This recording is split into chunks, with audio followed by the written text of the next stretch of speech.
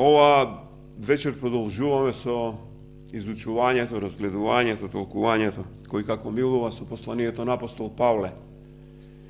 Второто послание до Тимотеј. Имаме еден, секој пат милувам да кажам, многу убав фрагмент, еден убав дел, колку да тоа звучи малку чудно во однос дека апостол Павле сепак се наоѓа во римски затвор. Говоревме минатите две проповеди дека колку ќе навлегуваме подлабоко во текстот, толку повеќе ќе осознаваме и ние дека и самиот апостол Павле длабоко о себе осознава дека ова се неговите последни денови. И од една страна тешкотија, од друга страна велам радост, како е можно кога човек знае што го очекува, да може да има еден таков порив во себе си, да може да пишува едно вакво писмо, да покажува една ваква грижа, да покажува една ваква сочувствителност кон неговото возлюбено чедо. И како секој почеток на секоја проповед, сакав да говорам за еден цар кој што посетил еден затвор.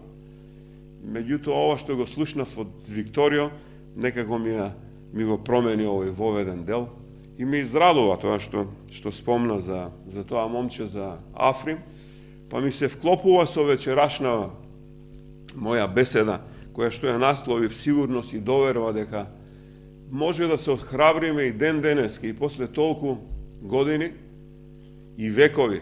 Би рекол дека Евангелието, и како што се помоли, има сила, дека Евангелието е моктно и ден денеска, и такво ќе остане се до второто доваѓање на Господ Исус Христос.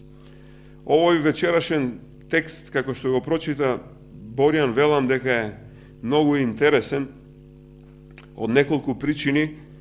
Првата веќе ја кажав дека апостол Павле е во затвор и добро е да ги имате двете проповеди кои што ги говорев. Целта на Божиот повик и стравот е спротивен на верата, како последна проповед, бидејќи не одат едни со други. И во таков еден контекст, 8 стих го подели во два дела. Вели: и така не срамувај се од страдањата на нашиот Господ Исус Христос, ниту од мене, неговиот затвореник. Што е тоа така? Затоа реков, имајте го во предвид сето она што го говоревме минатиот пат, за стравот е спротивен на верата. Дека луѓето, како што велеше Христос на Никодим, оние кои што се родени од озгора, оние кои што се навистина родени, оние кои што можат да се наречат вистински христијани, не може просто во нив да се јави некаков страв. Од причини минатиот пат говорев од еден аспект, би рекол медицински, што представува стравот кај секој еден од човек, како тој реагира кај секој еден од нас кога ќе бидеме засегнати од некаков страв.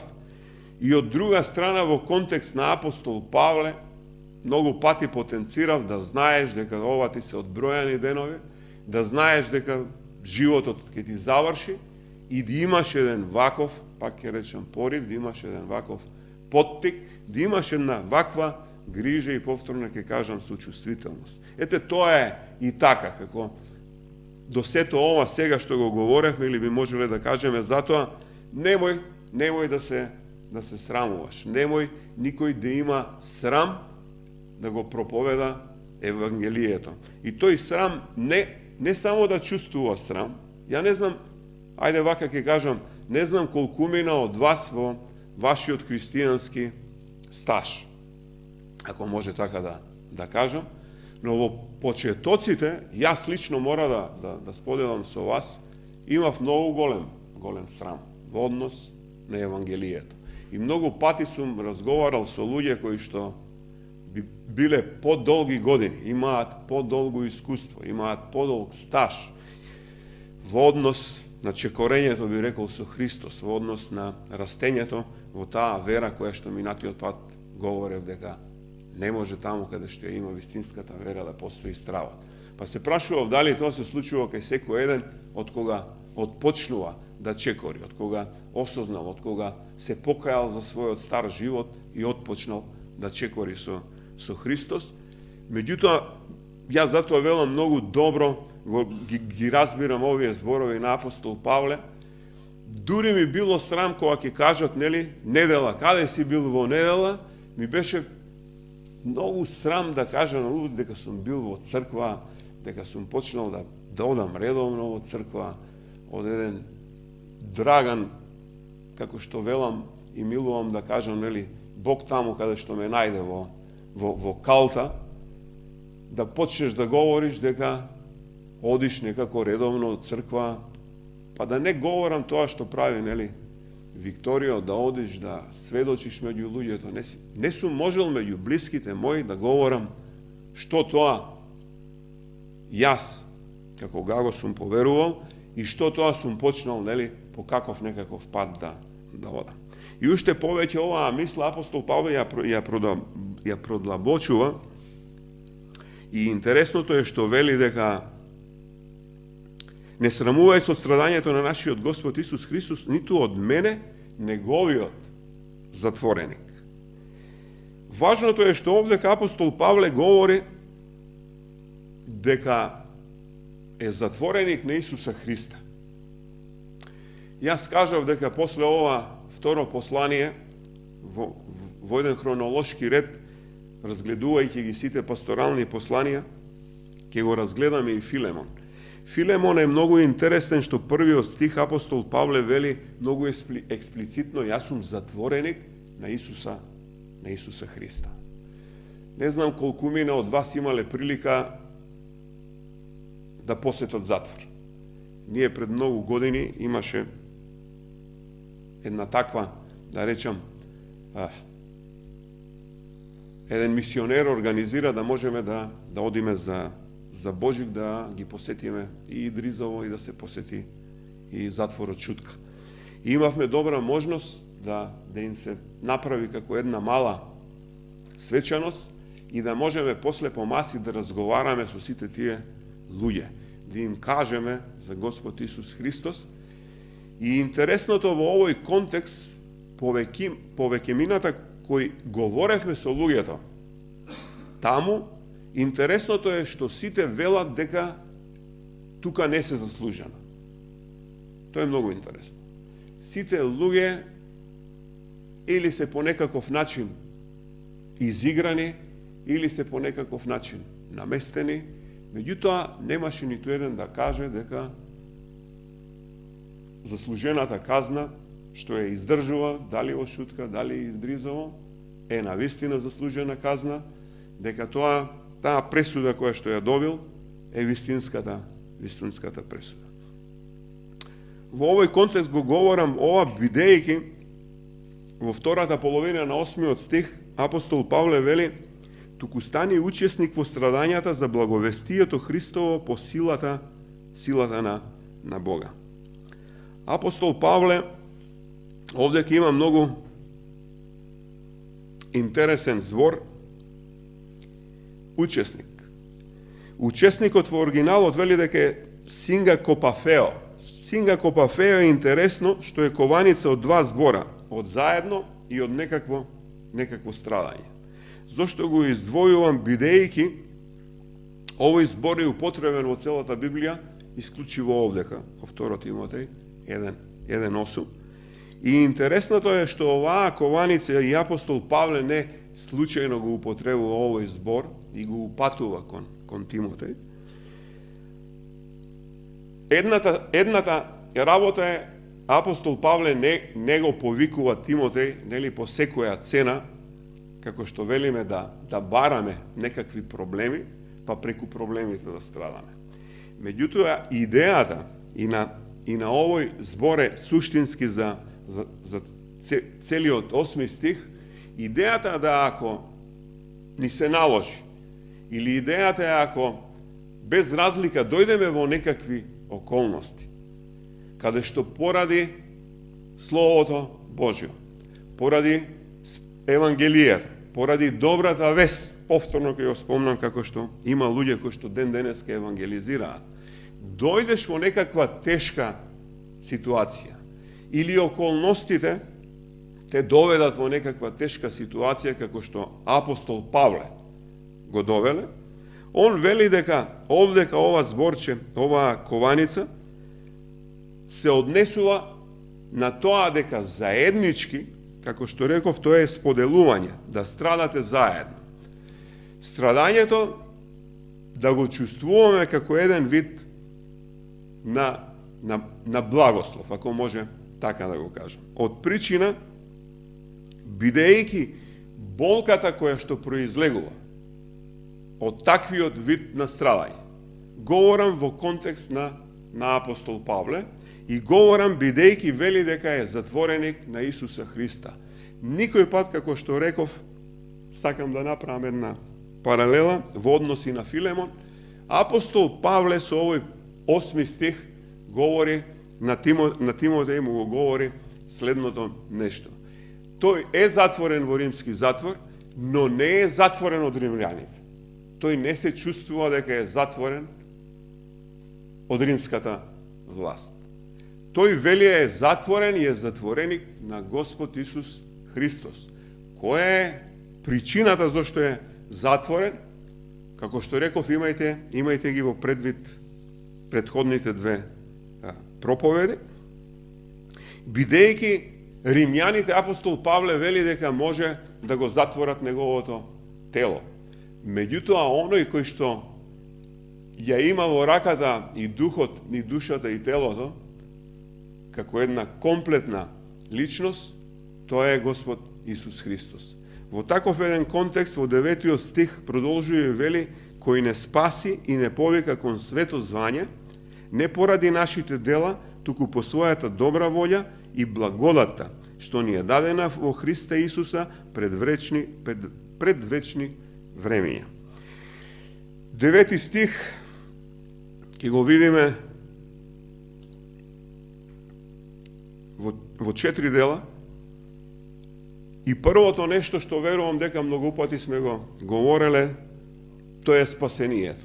Кој не спаси, зборот е созо, спасувам, вели лекувам, заживувам, или означува да бидеш земен, да бидеш избавен од некаква опасност и да бидеш ставен, што се вели моментално, во една зона, во една безбедност. И ова спасение, суштината на спасението, е толку едноставна и се поставува кај секој еден од нас. Пред малку говоревме со брат Љупчо, зошто луѓето не можат да го разберат воопшто суштината на спасението. Не знам какво е искуството денеска, како што биле Викторио, со евангелизација, зошто ќе видиме понатака луѓето се закоравени. Зошто толку едноставноста на спасението, како што вели, и Словото дава толку голем отпор кај луѓето. Интересното е што овој збор созо за спасувањето секој пат или главно се користи како понуда и се користи како спасување за верниците од казната и моќта која што има гревот. Гревот е оној кој што и не го уништува не само и човекот и човештвото. И продолжува, вели, и не повика кон свето звање, и овдека во оригиналот, предпоставам многу пати сме говореле зборот клесис, повика или покана, што тој повик од Бог, кој што е упатен кон секој еден. Повик кој што е упатен за ова спасение кој што збориме, за избавување од една таква позиција која што ја има. И веднаш вели, тој повик кон свето звање. Светоста или светото звање во оригиналот е зборчето хагиос. Свето или нешто многу, нешто различно. Повик, секој пат се прашувам, повик кон што? Кон што тоа Бог од секој пат, ќе видиме и понатака во текстот, не повикува.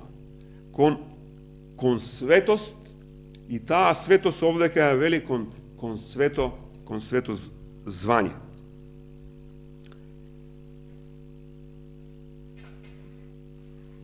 По својата суштина, секој пат кога говориме за светоста, сме говореле дека светоста, како што и овдека самиот збор означува да бидеме различни.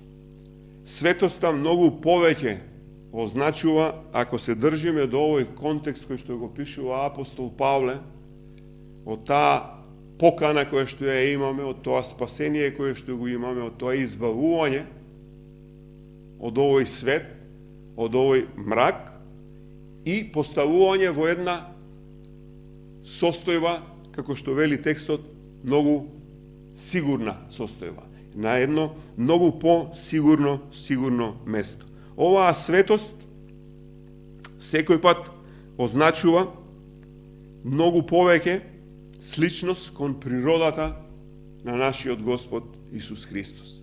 И нашата единствена цел од ден на ден е да се преобразуваме и да стануваме, нели, по-различни или по-свети, како што говориме. Дури и шаторот и храмот, сме говорели за тоа, каде што беше живеалиштето на Бог, меѓутоа и шаторот и храмот од први век беа свети, бидејќи светоста нивна беше и во самата различност на градбата. И во таков еден контекст, светоста од секој пат означувала и во денешни услови дека ако говориме дека сме Христови, ако говориме дека од ден на ден се преобразуваме и нашата цел е да стануваме посвети, тоа означува дека од ден на ден треба да стануваме поразлични од овој свет. И од ден на ден треба да добиваме се повеќе карактеристики на нашиот Создател, на Господ Исус Христос, и од ден на ден треба да имаме се повеќе да наликуваме во однос на неговиот карактер. И вели не поради нашите дела, туку по својата добра волја и по својата благодат. Многу често и минатиот пат говорев колку повеќе поминуваме време или колку повеќе можеме да се пофалиме со еден христијански стаж, би требало да стануваме многу по-меки. Би требало да стануваме многу по-сочувствителни едни кон други, меѓутоа, како да одиме во спротивна насока. Колку повеќе од ден на ден се доближуваме и од ден на ден поминуваме се повеќе време во тој христијански живот, како да стануваме,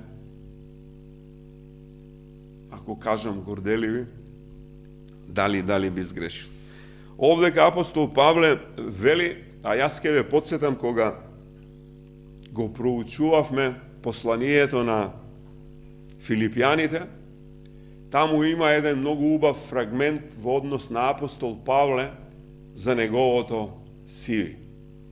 И јас многу пати милувам да кажам, дури и денешка, да го прочитате, неговото сиви, на вистина е фантастично.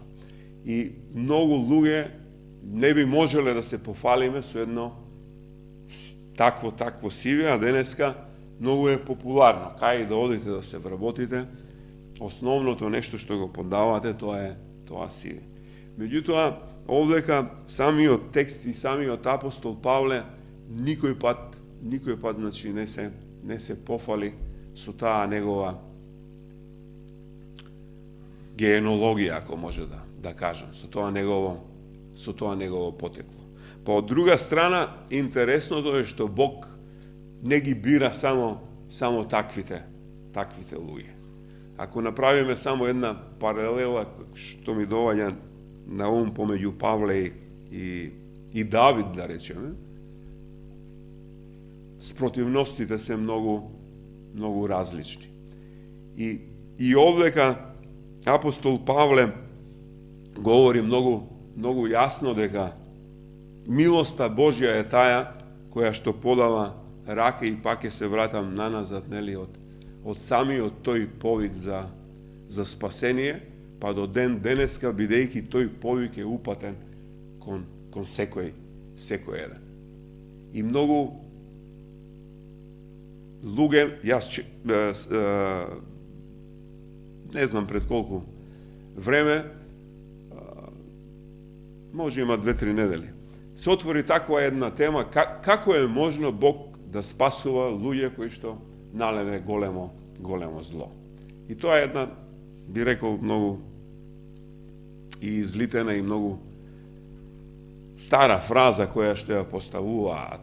И обично се говори за луѓе кои што навистина налеме големо зло. И се отвара една тема, или еден мој професор викаше дека тешките прашања бараат и тешки одговори. Меѓутоа, идејата е и овдека дека навистина милоста Божја, ние ќе видиме малку подоцна во текстот, дека самото доваѓање на Господ Исус Христос, самото воплотување е таа негова голема љубов, таа негова голема милост, која што е подадена рака кон секој еден, без разлика дали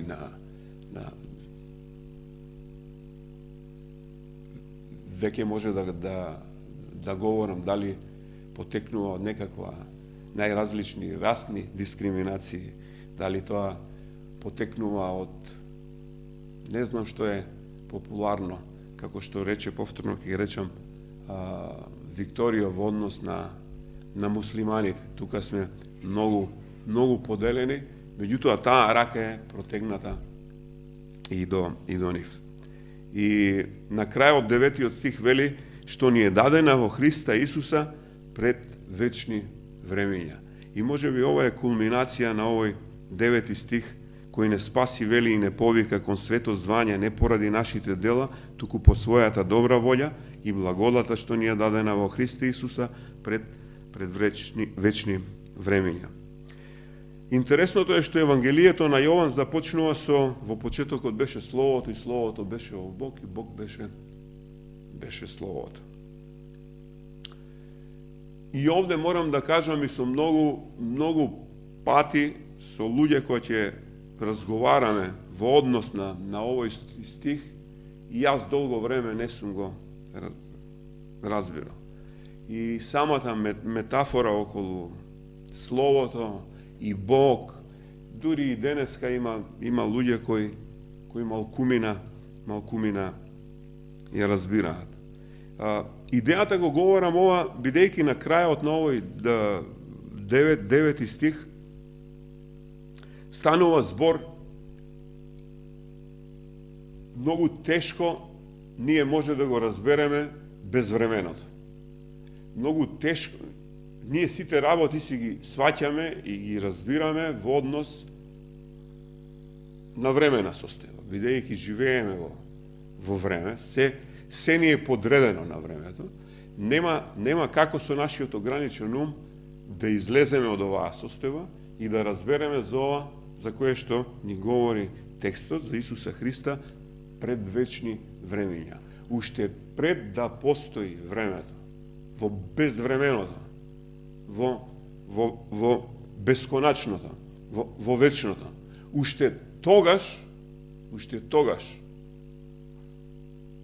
постоело идејата за нас, за наше создание. Уште тогаш постоела идејата за подадената рака, како што вела. Уште тогаш постоела идејата за спасението. Уште тогаш постоела идејата за спасение, вадење од овој грешен свет и ставање на едно сигурно место и ќе видиме како се развива овој текст и оваа мисла и достигнува една кулминација. 10 стих продолжува и вели: а откриена сега со доаѓањето на нашиот Спасител Исус Христос, која уништи смртта и го осветли животот и нераспаѓањето преку Евангелието.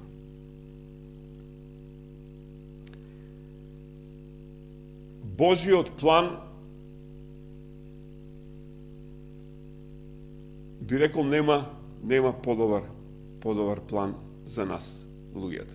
И повторно се навраќам кога говориме со луѓе кои не го познаваат Христос, кои не го предале животот на Христос. Многу тешко можеме да се разбереме, како да говориме, како да комуницираме на два различни јазика. И до некаде за мене е оправдано дека е така, бидејќи многу тешко може да се разберат овие нешта. Од причина, и тоа сум говорил многу пати, дека Библијата, дадена е за сите, но јас велам дека е условно дадена за сите, бидејќи ако не си Божјо дете, ако не си посинет, нели, ако го немаш, како што рековме, ако не си исполнет Светиот Дух, и ова ќе го видиме на крајот на овој преубав, реков, фрагмент на апостол Павле, нема како да ги разбереме овие зборови. И интересното е што уништувањето, вели, на смртта го осветли животот и нераспаѓањето преку Евангелието. Уништувањето е интересен збор, катаргео, и значи, вели, да се укине нешто или да се стави крај, да се направи нешто што е неактивно. Без Исусовата смрт, и тоа милувам да кажам, без Исусовото воплотување, без Исусовата смрт, погребение и воскресение, нема како смртта да се доведе во една неактивна состојба. Зошто? Бидејќи Библијата ни говори за смртта, повторно ќе се вратам на гревот, дека казната за грев е секој пат смрт. И смртта во нејзината суштина, и тоа минатиот пат го говорев, дека смртта сама по себе нема ништо страшно. Меѓутоа, стравот од смртта го правиме ние во нашите глави. И овдека затоа, вели, ја доведува Христос во една неактивна состојба. И смртта во нејзината суштина, тоа значи за гревот, како што велам, казната за гревот е смрт, одвојување. И ако Словото ја употребува смртта, тоа е едната, или тоа е телесната смрт, повторно е одвојување. Одвојување од оние кои што остануваат да живеат, и тие се тие кои што тагуваат поради одвоеноста од оној кој што умрел. Во таков еден контекст, второто разбирање кое што Библијата ја употребува смртта, тоа е духовната смрт. И повторно говориме за едно и исто. Оние луѓе, пред малку рекол, кои што не го познаваат Господ Исус Христос, оние луѓе кои што не го предале животот на Христос, они се во постојана смрт. Зошто? Бидејќи се одвоени да имаат живот во заедништво со Бога. Затоа и не може да ги разберат многуте работи, бидејќи смртта, вели, духовно мртвиот човек си е одделен на Бог. Меѓутоа, Ефесијаните говореше пастор Мите, во втората глава, вториот стих, за мене има едно најубаво објаснување. И вели вака: порано и вие бевте мртви, вечно осудени од вашите престапи и греови. Живеевте грешно, онака како што живее и останатиот свет. Му се покорувавте на ѓаволот, на оној што владее со силите на воздухот, на духот, што и сега владее во оние што не му се покоруваат на Бога. Ова е втор вид на смрт, ова е духовна смрт, и Христос дошол до крајот, што се вели, со својата смрт и со своето воскресение. Ова е одговорот, пред малку што реков, зошто многу тешко може да се разберат верни луѓе и неверни луѓе. Многу пати исто така сум кажал од овој амвон дека сите ние сме биле, како што вели овој текст, слуги на ѓаволот. И нема трета опција. Или му слугувате на ѓаволот, или сте слуги на Господ Исус Христос. И продолжува, вели, која уништи смртта и го осветли животот и нераспаѓањето преку Евангелието. Нераспаѓањето, автерзија е зборот грчки, и означува нешто што нераспадливост. Со еден збор означува нераспадливост. Нашите тела се склонни кон распадливост. Склонни се кон болести, повреди, и тие се трите, би кажал, состојби како ние умираме. Од нашето раѓање, ние сме во една постојана, би рекол, во постојано движење кон умирањето. Ние умираме сигурно и постепено. Многу пати сме изненадени, говорев и тоа минатиот пат, смртта на никому не доаѓа и не му дава покана и известување. Но интересното е што Христос вели дава во однос на претходно кажаното и за поканата, и за сите, и за победување на смртта, и за префрлувањето од еден живот и каде што сме биле, како што реков, слуги на сатаната, доваѓаме во една позиција на нераспаѓање. И Христос точно говори и е понудата, вика, нераспаѓањето преку Евангелието.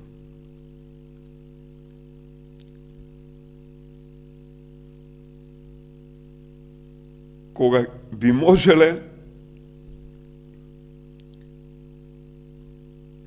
не само да го разбереме нераспадливост на нашите тела, кога би можеле да разбереме вечниот живот, новото небо, новата земја, 1000-годишното царство. Повторно доваѓаме, и ќе го потенцирам тоа, кога се водат некакви дискусии и разговори, обично сме спротивставени не само ставови, него и размислувања и аргументирања во однос на оние кои што не го познаваат Бога. И овдека Христос ни открива двојните, вика, благослови на животот и на распадливоста. Не за животот што го познаваме на оваа земја, туку за животот што ќе го доживееме по смртта. Смртта е неизбежна, меѓутоа многу пати говорам дека на смртта треба да гледаме како еден преод.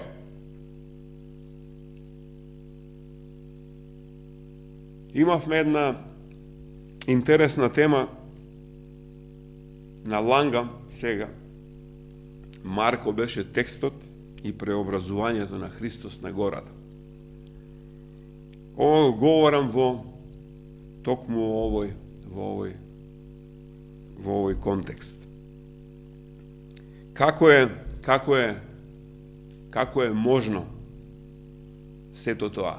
Самите ученици или неговите најблиски, би рекол, нели, Петар, Јаков и Јован, кои што беа со него, таму коментиравме, налагам дека јас говорев дека Петар многу малку пред да отиднат горе на гората, кажа дека Христос е Месијата. Меѓутоа, дојдовме до една констатација, многу пати ние многу работи кажуваме, меѓутоа не ги осознаваме. И говоревме дека и Петар кажа една таква изјава, меѓутоа во таков еден контекст кога отидоа на планината и кога го видоа Христос и преобразувањето, они беа сите чудо невидени. Они беа со сигурност исплашени и кога се симнуваа уште надоле, кога не успеа на Петар, кога рече дај да направиме тука по 2-3 шаторчиња да си останеме горе, тука ќе ни е добро, да не одиме во секојдневниот живот, да не се враќаме назад во реалноста. Идејата ми е, како што вели овдека апостол Павле, без смртта на Христос не можеме да имаме вечен живот. 11 стих вели, за кое што сум поставен како проповедник, апостол и учител на иноверците. Поставен, грчкото зборче е титхеми, или назначен. Минатиот пат говоревме дека апостол Павле може би е единствениот, јас велам вистински апостол. Апостолството го добил директно од Бога. Не е како другите луѓе да го добија апостолството од луѓе. И во една ваква состојба, интересно е што апостол Павле вели никаде не побарал он да биде ниту учител, не побарал да биде ниту апостол, ништо од тоа не побарал. Многу е различно кога ќе ве повикаат и кога имате некаков позив, од она кога сами се нудите некаде нешто да работите.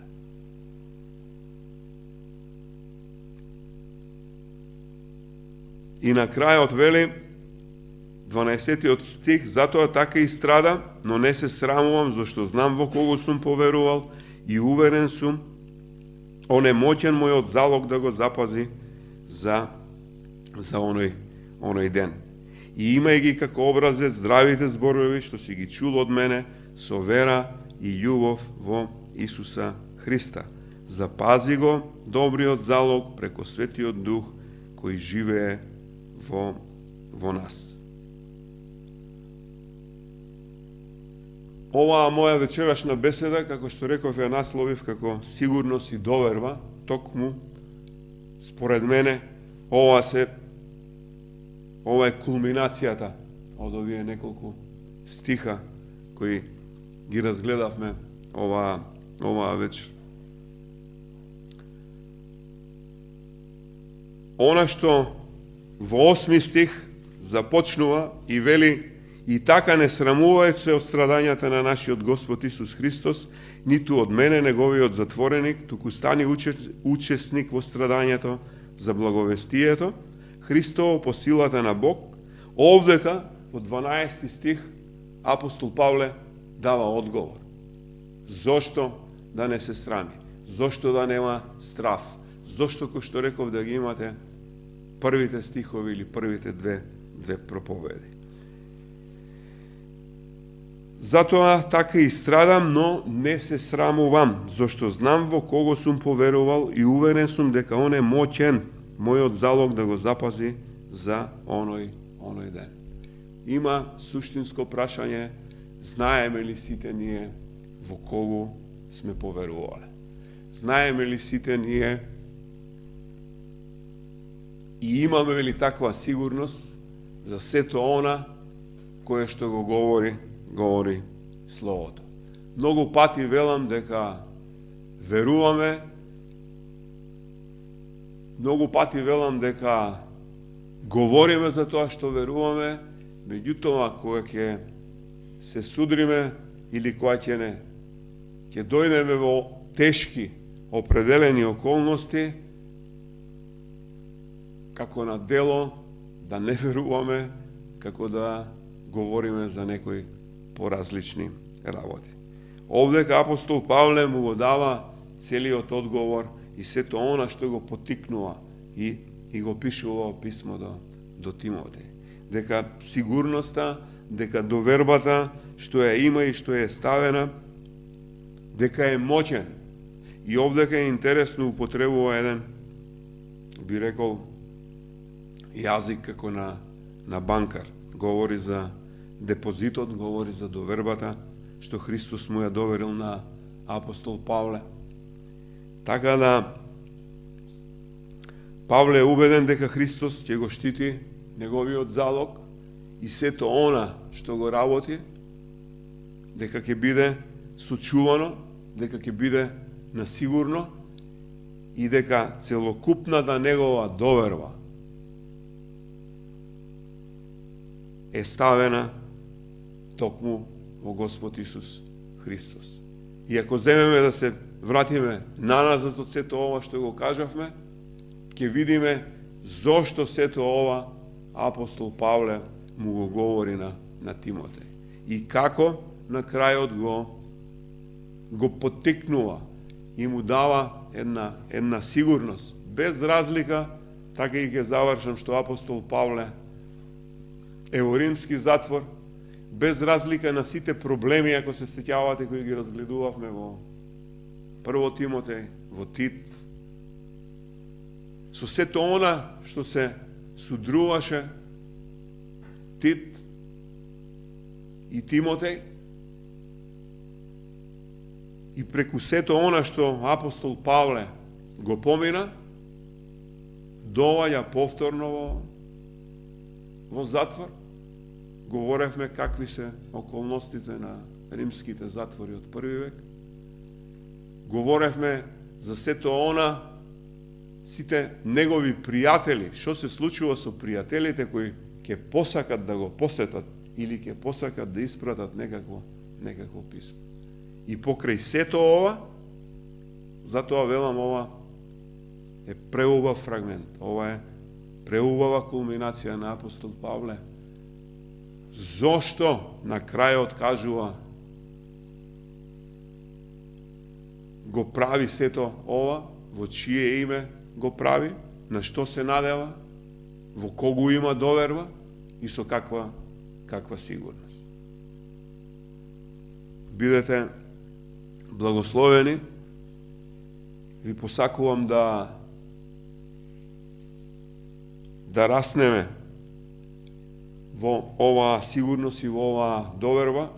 И повторно ќе кажам, еден мој професор велеше, а што мислите, како тоа, ако имаш доверба, или ја имаш, или ја немаш, можно ли е довербата да расте или довербата да паѓа? Истата теза е и со сигурноста, или си сигурен или не си сигурен, како може една сигурност да расне, по друга страна, повторно да паѓа, но во нашиот случај и во ова што вечерва го разгледавме,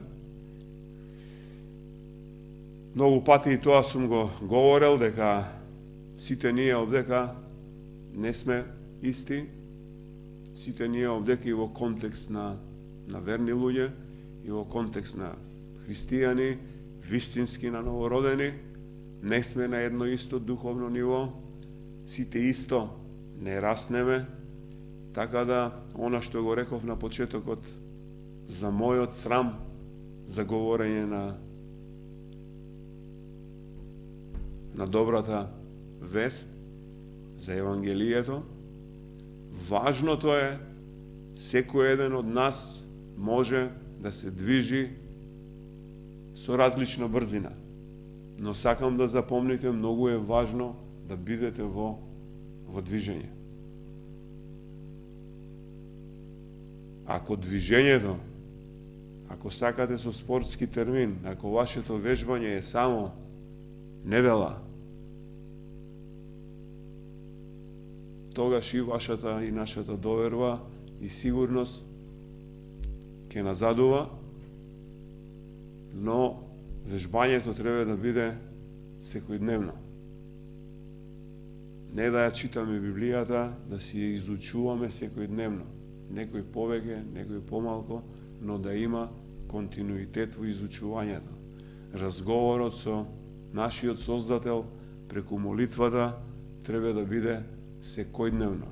Некој поминува повеќе време, некој поминува помалку време, некој поминува ич време. Континуитетот е многу важен. Амин.